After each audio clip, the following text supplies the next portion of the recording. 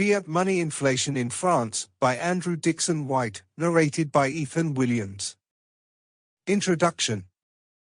As far back as just before our Civil War I made, in France and elsewhere, a large collection of documents which had appeared during the French Revolution, including newspapers, reports, speeches, pamphlets, illustrative material of every sort, and, especially, specimens of nearly all the revolutionary issues of paper money, from notes of 10,000 livres to those of 1 sou. Upon this material, mainly, was based a course of lectures then given to my students, first at the University of Michigan and later at Cornell University, and among these lectures, one on paper money inflation in France.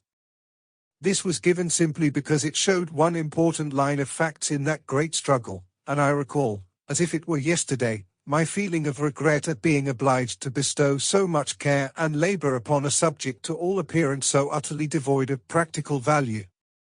I am sure that it never occurred, either to my Michigan students or to myself, that it could ever have any bearing on our own country.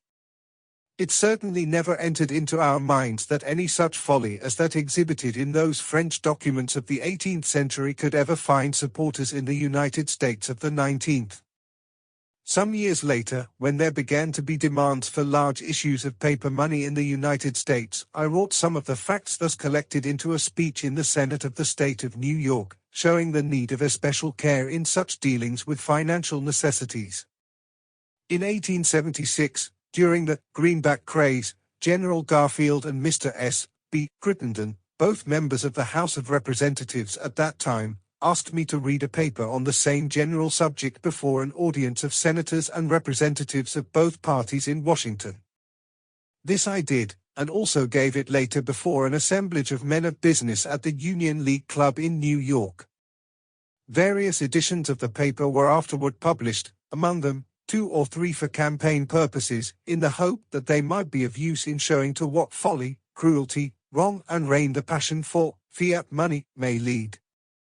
Other editions were issued at a later period, in view of the principle involved in the proposed unlimited coinage of silver in the United States, which was, at bottom, the idea which led to that fearful wreck of public and private prosperity in France.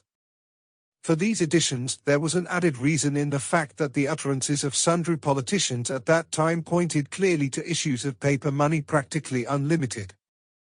These men were logical enough to see that it would be inconsistent to stop at the unlimited issue of silver dollars which cost really something when they could issue unlimited paper dollars which virtually cost nothing.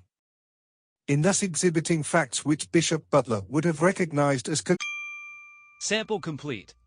Ready to continue?